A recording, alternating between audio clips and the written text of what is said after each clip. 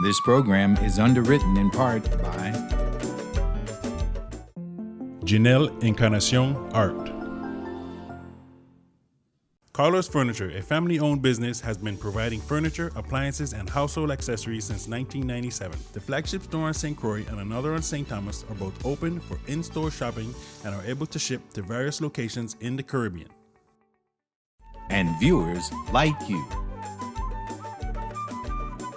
The views expressed on this program are not necessarily those of WTJX, its board, staff, or underwriters.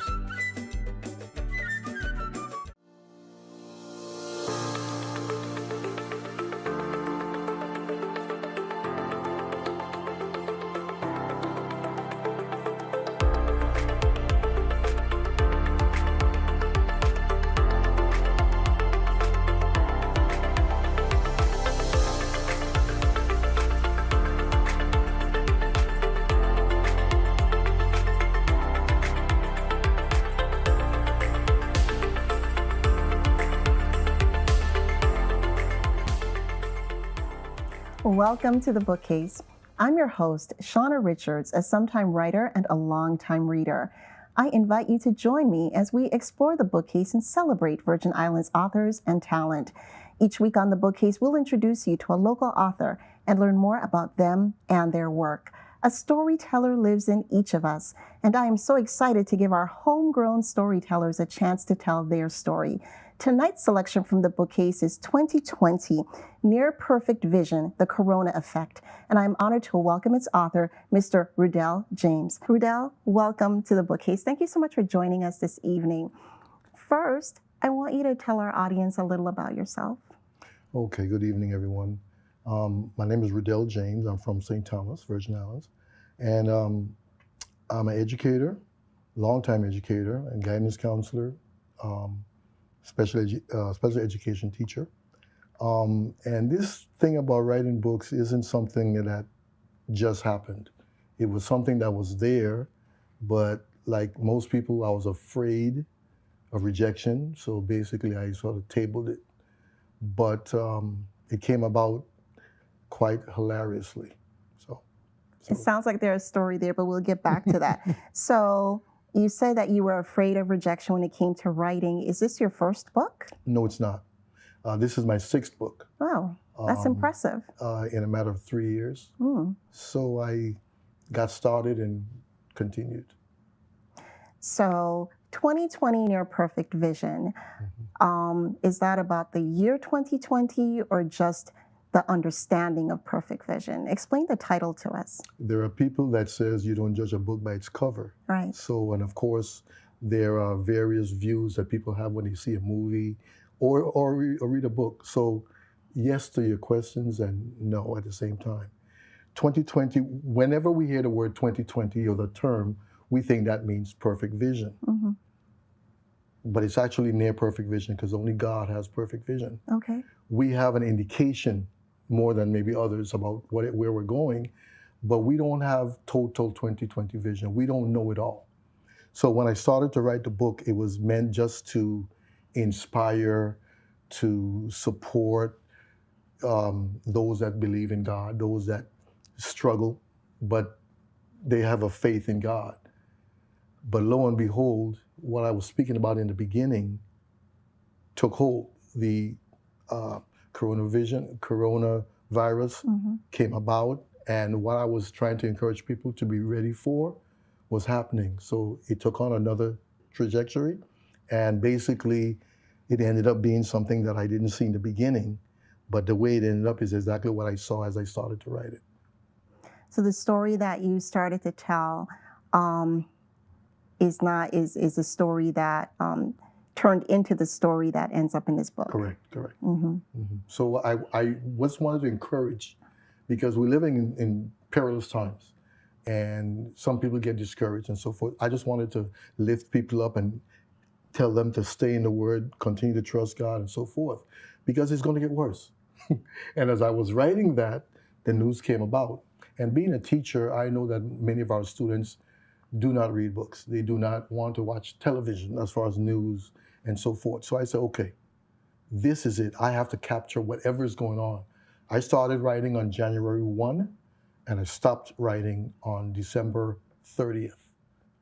So it took you a whole year. Yes, it took the whole year, and I was being God's reporter. Mm-hmm. As the world was reporting what was going on, I was talking about that, but I was talking also about what God has to say about this situation or any situation that you're in. So I looked at myself as God's reporter as well as the world's reporting. I just want to make sure that I had it down, that I could go back 2 years from now, 3 years from now, and show a student what was going on during that time. Do you consider yourself a religious person? And for the person who's not religious, will they find something in this book that speaks to them? Yes. Specifically, when there's danger, when there's trouble, what do we do? We sort of ask for help, well, whether it's a family member, co-worker. Many of us reach out to God. Am I a religious person? No, I'm a believer in God. I'm not into the words, and I believe in God. My faith is in God, and if it sounds like I'm religious, okay, as long as you hear God in it somewhere, I'm good. So you became really technical there. You said you're not a religious person, but you believe in God. So you believe in a higher power. I believe in God. You believe in God. As the Bible describes him. As the Bible talks about, yes. The God of the Bible. That's who I believe in, yes. So what I found interesting in your book, in 2020 Near Perfect Vision, is that you pull very specific but relevant pieces out of what was happening in that time in 2020. Yes. And also have biblical passages and scriptures that support or bring understanding to what was happening at that time. Was that intentional? Yes. Yes, because again, in beginning and trying to encourage, when you're in the middle of a storm, you need something to say, okay, I know this is a storm, but I also know that God exists and he's made certain promises to me. I'm his child. He can't lie. So therefore, I believe what he said, and I want to get through this. So whenever you're in any situation, be it what we were going on, what was happening in 2020, God has a word for that. And that so was certainly a time of turmoil. I don't think anyone in this lifetime had experienced anything like that. And there was really no guidebook. But I guess that you would say in reading your book, you basically said, and correct me if I'm on the wrong path, you basically said there is a guide, and the guide is in the Bible. Yes. Okay. That's correct. I can't add anything to that. Okay. So you said that you have some hysterical stories about when you started writing. I've been writing for many years. I just haven't been publicizing and allowing people to see it. However, my students have told me in many times, Mr. James, you talk so much. I bet you should write a book. That's what one said. The other one says, you talk too much. You could write a book. So I heard it enough. And then what happened actually was a former parent of a student wrote a book. And in the book, she said, I was the reason that she wrote her book. And what it was is that she disagreed with me in some counseling that I gave to her son. She and her son were there counseling, talking about career goals. And she was answering all the questions. I said, ma'am, would you please allow your son to answer the questions? She looked at me, she looked at him, and she looked back at me. And then she says, are you going to house him? Because she knew her son. And he wasn't at that point able or ready to deliver, to have answers of his own. And that's what I wanted him to do. So that was the impetus for her to write a book. And her book was about helping children get to college. Maybe the children were reluctant or didn't have enough information. And I've always wanted participants. Right. It's a two-way thing. So because of that, and my name got in the book before I put it in, I said, I've got to get my books in. And so I had my first book in 2018. So what inspires you to write? Is it real life experiences? What is the motivation? I have a thing that I said, it's amazing. And I mean, it's amazing what God can do, or what God does. And so when you look at the backgrounds of where people come from and to where they are now, the things that they go through in life, their experiences, and you see that they were in darkness, in danger, and now they're enlightened, they're experiencing, they're sharing that. Well, my situation was I came from a situation where I used to stutter, and it was terrible. I had a couple of issues, and they were terrible. And listening to you now, you would never know. No, but that's what's amazing. So when I had those situations, I never knew I was going to write books or whatever. But one of the persons that was sharing the experiences with me said to me, "Don't get mad at them people. Don't be vexed with them, because God don't make no junk. God don't make no mistakes." So while I was struggling with self-esteem issues and so forth and stuttering, he says, they're the ones with the problem, the ones that were making fun of us and teasing us or whatever. And once he said that, a light went on. All of a sudden I realized, wait a minute, if they're the ones that's having the issues, then they need help. And for all of us, and then all of a sudden I said, well, I can help them. So I was 8 years old at that time, and didn't know I was going to be a teacher, but knew I wanted to help people. And so through the years, I've learned, I'm a teacher now. I'm a guidance counselor now, so I'm actually doing exactly what I said I wanted to do, but I didn't do it by myself. And I realized a long time ago, God is involved in this. So I stopped running and started to listen, and everything became easier. Is that what inspires your writing, that you want to help people through your writing? That's where it started as a foundation. But as I grew up and I was in education, a lot of people are confused, they need help, they want help, sometimes they don't know how to ask for it. So being in the helping profession all these years, and then finally stop running from God, it's like everything clicked. You're supposed to help everybody that asks for help. However help, whether it's a small thing or a large thing, you're supposed to do that. And by doing that, you show the love of God. So that made so much sense. So my inspiration is people. Everybody's asking for help. Everybody needs help. And so wherever I can help, that's basically what I do. Since I'm in education, writing, reading, figuring things out, and as a guidance counselor, helping them go from point A to point B, it's all part of the whole thing that God has given me to do. So you've only been publishing recently, but you've been writing for years. So what do your early writings look like?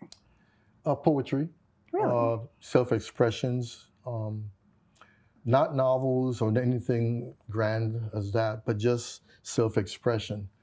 As I said, I was afraid of being rejected, because it's like, well, who's going to read this anyway? Because everybody writes this, and there's so many words. Who would be interested in what I have to say? I'm nobody. But I maybe accidentally showed something to someone, and they enjoyed it. I'm like, why? So the truth of the matter is that God gives us talents, and we may not know that it's a talent. We may think it's just something to help us get through. But really and truly, a lot of our writing is for others to read, so that they can understand that there's something about them. You know, there's a relationship between the words on the page and somebody's life. So everyone who reads 2020 Near Perfect Vision should be able to get something. They will get something. They will get something. Somehow, as a teacher, there's homework to be done. I didn't pretend that this is a full writing that from the beginning to the end you'll get everything you need. I intend for you to study it. The Word of God. I intend for you to study the Word of God to understand how you can apply biblical principles to your life today. And what happens, a lot of people skim. They don't really study. Is it a book of parables, or will the reader get it? The reader should get it. They but should get just it. like I did when I began, I prayed. Because just because it's in black and white and it's in small words doesn't mean you'll understand it. So you have to pray for understanding as well. It's a book from God. It's a book for us to understand that He's here. He's in the midst of the storm with us. Chapter 3 and chapter 4. Chapter 3 is about... Okay, so let's get to that. Is there a favorite passage? You're referencing chapter 3 and chapter 4. Is there a favorite passage that you have that you can share? Chapter 3 is entitled The Fourth Monkey. And there's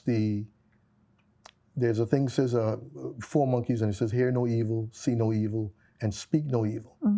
But I knew that so I looked for something to add.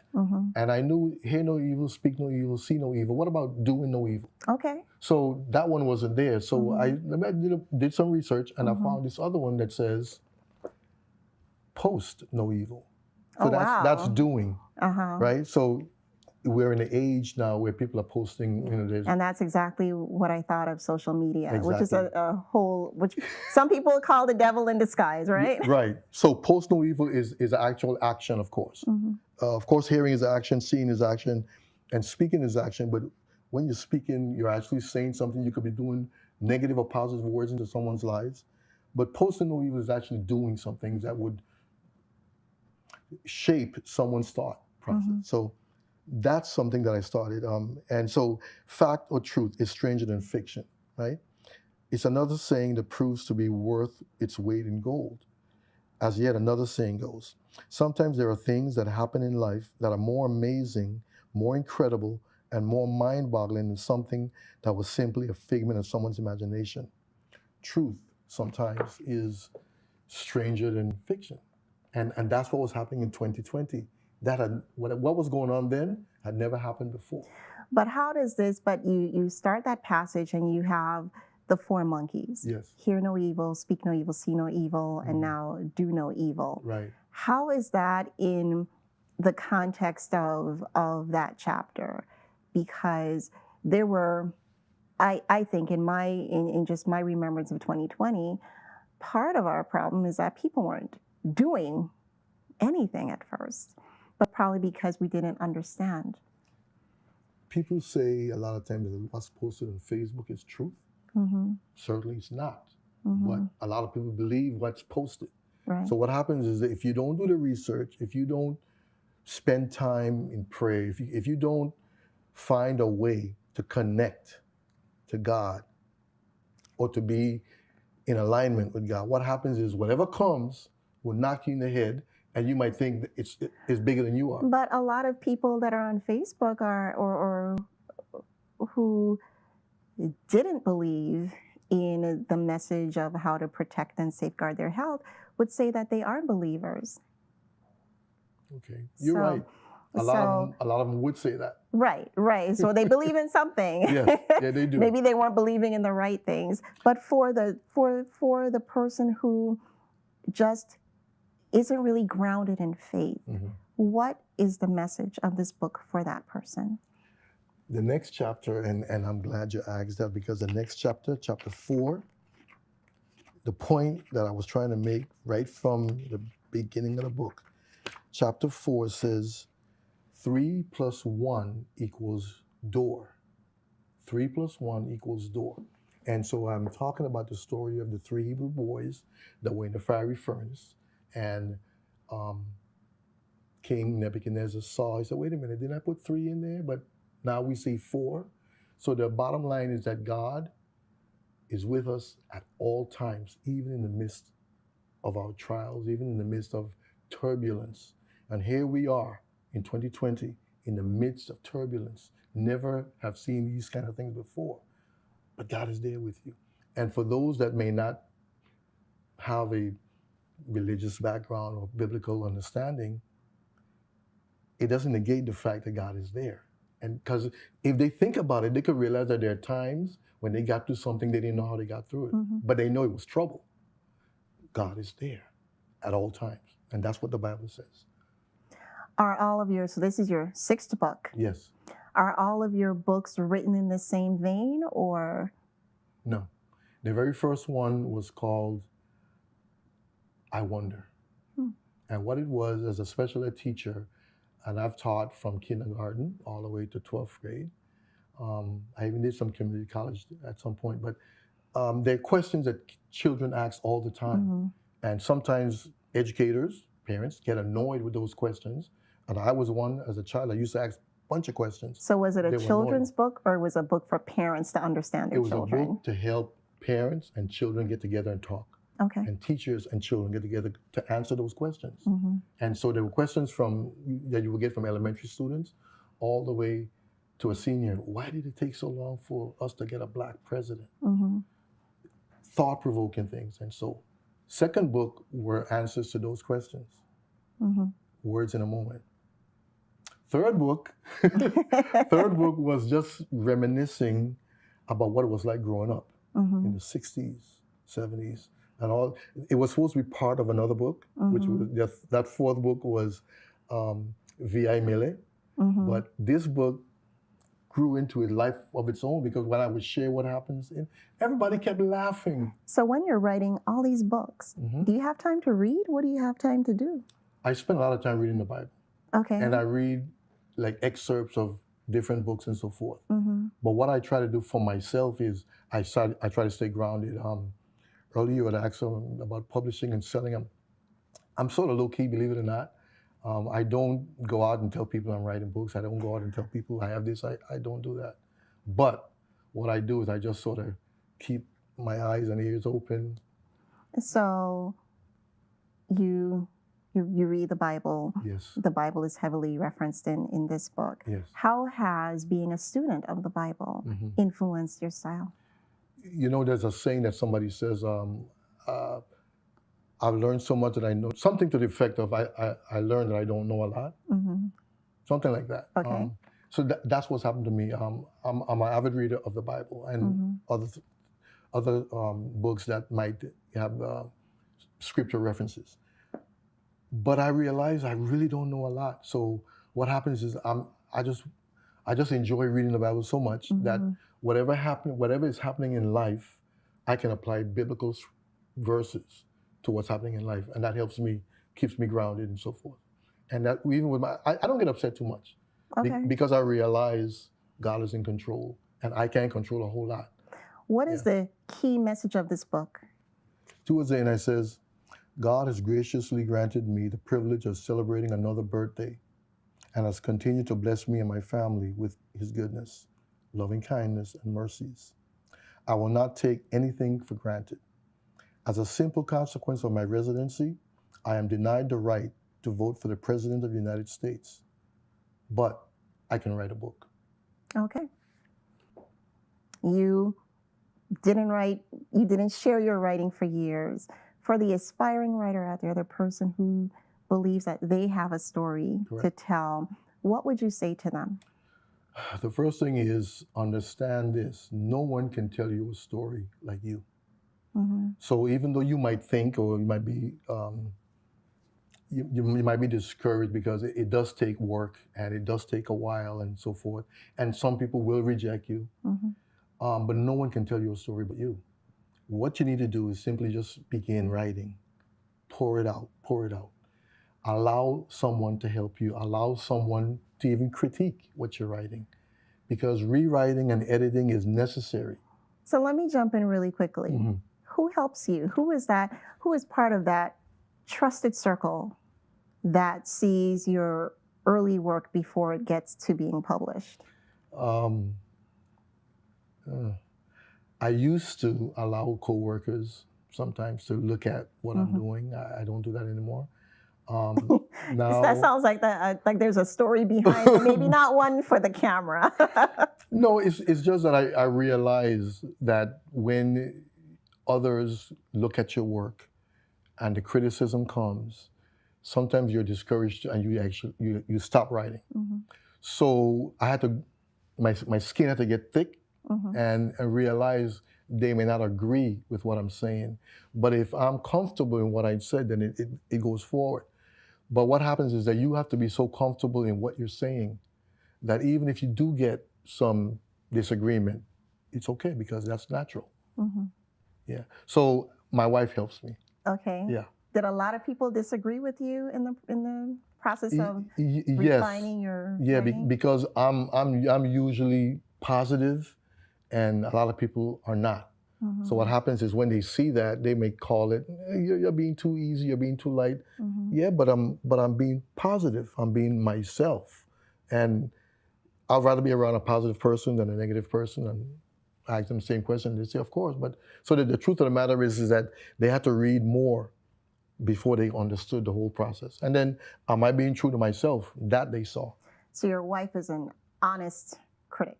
Yeah, she will tell me what she doesn't like, what doesn't make sense to her, and so forth. And I don't bother her as much.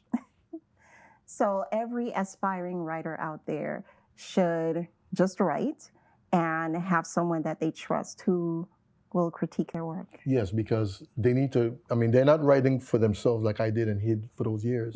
They're writing for others to read it and get some kind of message. Right. So if you give others an opportunity to read what you're writing, they may say yay, they may say great, they may say you need to work on this thing right here. And all you need to do is, am I being true to myself? And you go from there. What are your biggest challenges when writing? You are an educator, a guidance counselor. How do you carve out that time to write? Priorities. I have to identify what my priorities are. I'm a little bit older now, so that when I was younger, my priorities changed. So as I'm older now, what I realize is, if I write every day, I'm getting some important information down on paper. If I don't, then I'm not. So I have to make a decision what I want to do. So I want to write, I want to get it done, so I do it. I commit. So you myself. You don't wait for inspiration. No, it's very disciplined. No, here's a glass. I can write something about this glass. So it's not about inspiration for me. It's about, what do I want to say? What do I want to convey to you? This glass is clear, but it's not really clear because there's writing in it. And what does that mean? It means that sometimes you'll see something, but there's always something that might interrupt you or might taint your view. And I got that from a glass.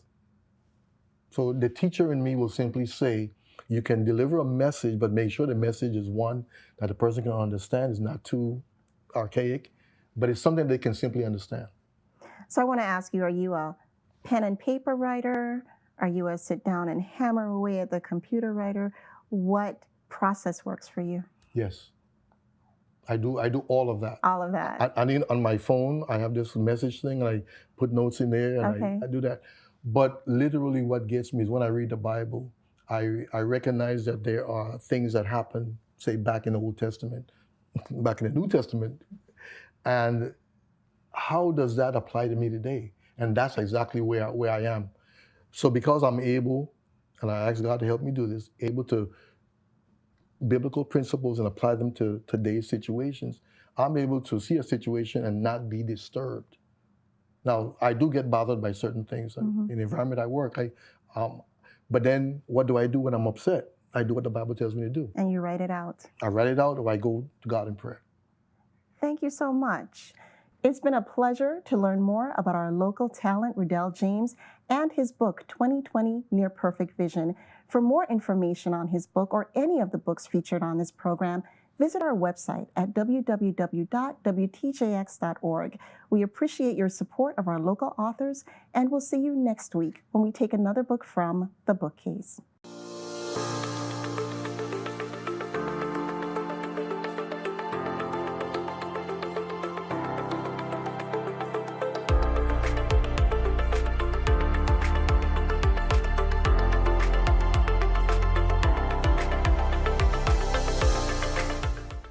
The views expressed on this program are not necessarily those of WTJX, its board, staff, or underwriters.